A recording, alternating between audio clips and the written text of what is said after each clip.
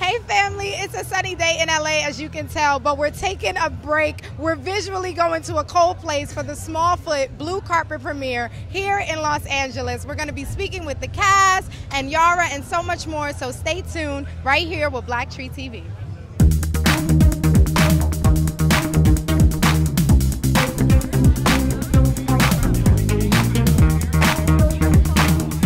Character, you are conflicted with really seeking and revealing truth or perpetuating something that people already believe, right? So what is the message that you think when we watch this film that we as adults can learn from this character?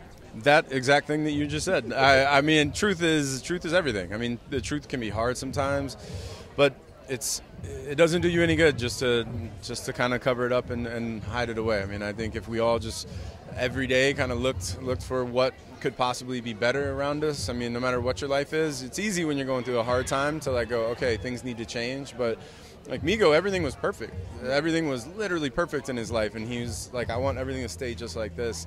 And then something came along that shattered one of his ideas of what the world is, and you know that takes a lot of courage to kind of go, okay, I got to go and actually explore this. Absolutely, well, it's a great film. Thank you very much. Gina, before you go, can you talk about this diverse representation? Right? You see it so much in animated films. Oh, beautiful. We're heroes, not villains. Just talk about the importance of that, especially for young people. Well, for me, particularly because I feel like I could only speak from my perspective, right? Because I think so often as an artist, you're asked to speak for a community, and as much as you want to speak for that community, you can only speak for yourself. We all have a different lens that we walk through. We all have different experiences, and I can say my personal experience, not seeing a reflection of Latinos on screen, made me feel like we were not capable, we were not allowed in certain spaces, things were not possible for me.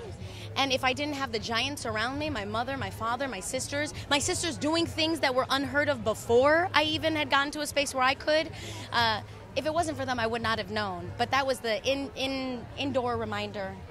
You know, what about those that don't have that indoor reminder? And they need that reflection. We're all attached to our phones. We're all attached to the media. Art is a reflection of our society, so it should actually reflect it. And that would be ultimately what makes us all feel a sense of acceptance. We all want to be accepted. We all want to be loved for who we are right now, today. And I think that art can really do that. And I think seeing, especially animation, because growing up, we didn't have many. No, you did not see us or hear us. And so that again can make a young, impressionable mind feel as though they have no importance. They lack self-worth, and that is not the projection I think any of these artists ever want to give. So I think we're all very proud that we get to be a part of it. And my younger self is saying like, thank you, Gina. And I hope that there are young girls that are like thinking the same way. All right, I'm here, I'm present, I belong. I'm gonna be okay. I can do this too. I am capable. This is possible. And I want that because I got nieces and nephews. I want them to look in the mirror and believe that. Yes. Even us, it inspires us as well, Gina. Oh, mad love. Thank you. So I love this dress. Get us a little. What's up, y'all? So tell us, of course, John said that the reason he got this EGOT status would not be possible without you. Where were you when you first found out? And how happy were you for him?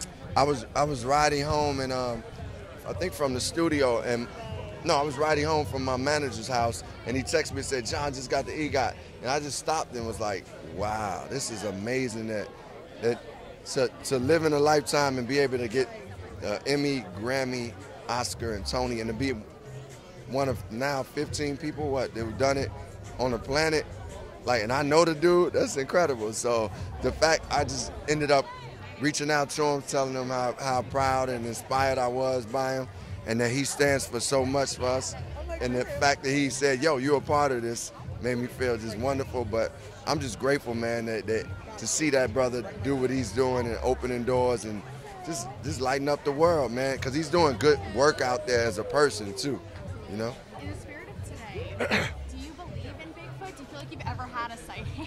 Well, you know, now Bigfoot would be the last on the things I believe. I believe in, like, there might be life on other planets. There might be things going on, like, I believe in astrology for sure, but Bigfoot, nah, yeah, that's the last on the list. And of course, Brenda, she's rocking her natural hair. We're seeing that in Yeah. we're seeing that change. Talk about why that's important for young black girls when they watch this. Well, what I love is, I mean, there's a statistic shown that in books there are more imaginary characters than there are brown people. And I feel like in this forum, in which it is dedicated to kids, it's really important to normalize our image and normalize as a part of just our community. And I feel like, especially in stuff like this, and of course we have a very long way to go.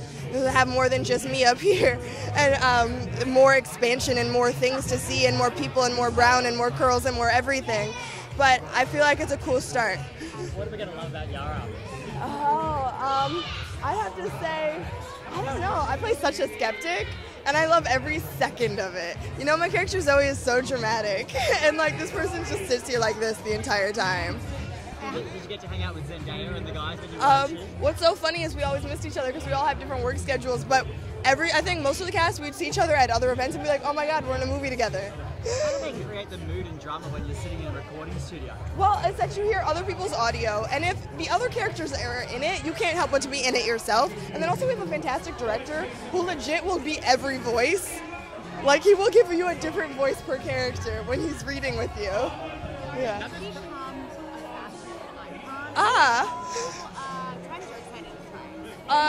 Sweatpants. 10 out of 10 recommend sweatpants. Yeah. And how excited are you for the upcoming school year? I know you have a lot going on. Are you working that into your schedule? Like, what is that look like? I mean, it's going to be unorthodox, but I'm excited. Yeah, thank you. Thank you. We just wrapped up Toronto International Film Festival. I know you are originally from Toronto. Can you tell us, how did that festival kind of influence your decision to be a part of acting, or what was that like going? You know, it's funny. I feel like I always wanted to be an actor, and I never... TIFF to me was just something that caused traffic downtown because it never related to me directly. But now it's kind of incredible to see. You know, when I first moved out to LA, it was right around TIFF, and I was expecting to see all these celebrities when I was in Los Angeles, and all my friends back in Toronto were posting about all of them being in Toronto. So it's just kind of this weird crossing of universes. Absolutely. Now, your character, I saw the film, hilarious. Can you tell me when you're voicing a character, is it similar? Do you feel any connection to that character as you would with like an actual film? Yeah, you know, I definitely feel like over time I developed Fleem. I became Fleem. I have to turn him off sometimes because he's very annoying. But it was nice to have an outlet for all my annoying tendencies. Do you think so? There's a scene, I don't want to give too many spoilers for those watching, but in the scene where they're all hesitating about whether to jump or not, what would you have done in real life in that situation? I would have jumped. Yeah, you gotta jump. Why not? And have you met the rest of the cast already? I know you guys, with voice animation, you don't see them as much. Is there anyone in particular you're looking forward to connecting with today? Yeah, well, you know, I worked with LeBron a couple times, and with Gina Rodriguez and Jimmy Tatro and I were on the project for a long time, and it was great. But I'm excited to meet the rest of everybody. You know, it's such an incredible cast. I'm honored to be a part of it, and I can't wait to see everyone else. All right, we're rolling. I'm here with UConn alumni, Laker alumni, NBA, future Hall of Famer, Karan Butler. How you doing, sir? Good, man. How you doing? Pleasure, man. How's it feel to be on this carpet and seeing, like, now you see now Laker LeBron in these movies, Spring Hill doing amazing things. How does it feel for, like, just to see the athletes expanding into this world and becoming part of the film industry? It's amazing, man, and that's the main reason why I'm here on this platform and supporting my brother. You know what I mean? Like, LeBron doing amazing things, came and took Hollywood by storm, and, you know, I'm going to support him on the court, off the court, all the projects, because he's a reflection of what we all try to embody, man, so that's real. When announcements came out about the I Promise School, do you think that other athletes started, you know, I mean, because a lot of athletes do a lot of things that go unsung, but you think people, like, started to step up their game on what they were going to do as far as their giving back? Absolutely. I think, like, you know, how you maximize your platform is, you know, you have to be cautious and empowered by it, you know what I mean? And you got to be educated and know how to use your platform, you know? So he's planting the right seeds. Like, the I Promise School was amazing.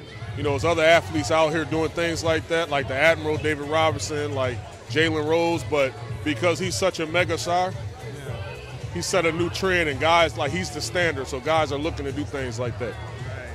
Now, LeBron has always played with, like, a team of semi-veteran players. This year with the Lakers, got a lot of young cats. How do you think he's going to mesh with all these young stars on the rise? Hey, listen, I seen LeBron literally pull up to the YMCA almost and take guys to the finals.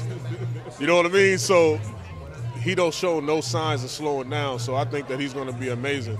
You know, this year, Rondo on the roster, Mike Beasley, we saw him, JaVale McGee walking the carpet, 2-time champion. So they got the nucleus, they got the power, they got young nucleus, Kyle Kuzma, Brandon Ingram, you know, all those guys. So it's going to be a special year for the Lakers. Last question. I seen you doing some broadcasting, but I see Elton Brand is now general manager of the 76ers. What's the next big move we're going to see from Caron Butler? Hey, man, listen, I'm working on a ton of projects, creating a lot of content, but, you know, we just have to see. You know, I'm prepared for anything, man. I'm attached to everything and just trying to, you know, be a better version of myself every day. Appreciate your time, sir. How are you? I'm good. So tell us, you know, you're here. Yara and Zendaya are in this film. Yeah. We're seeing a lot of opportunities for young black actresses. How does that inspire you? And do you think we're moving in the right direction? Yes, I think we're moving in the right direction. I think the business today is very different than how it was even like 5 years ago. I remember like growing up, I always watched Zendaya on Shake It Up, so she's a big inspiration to me. And I got to work with her on Casey Undercover, so that was kind of like a full circle moment. I love Yara, we're really good friends, and so I'm really happy to support and be here. I think I'm really proud of my peers and to just be among them and doing the good work, you know, showing young girls that they can achieve their dreams. So it's incredible, yeah. And of course, Lethal Weapon will be premiering soon. Tell us, you know, with a lot of the transition, what can we expect with this season, this new season, and what has that process been? Yeah, well, we do have a new member. Sean William Scott will be portraying Wesley Cole, who is an ex-CIA international agent. So he brings a totally different perspective and dynamic. He is goofy and fun and silly, and he's a father too. So I think people will be really interested to see how they kind of play off of each other. And yeah, we're having a lot of fun. We're excited. Yeah. Thank you so much. Thank you. Absolutely. Just gonna do a quick cute little video. Just wave. Okay.